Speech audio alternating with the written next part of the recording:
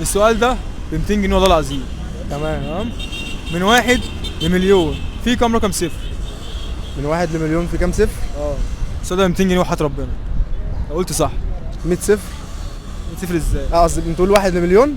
من 1 لمليون في كام رقم صفر؟ في كام صفر؟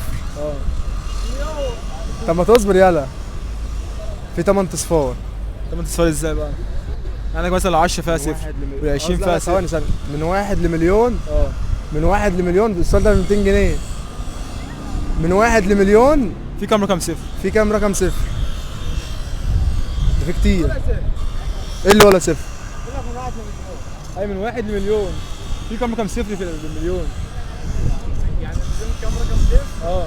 يعني مثلا ال10 مثلا فيها واحد، مثلا ال20 فيها واحد كده. ايه؟ مثلا 200 جنيه يروحوا منك كده.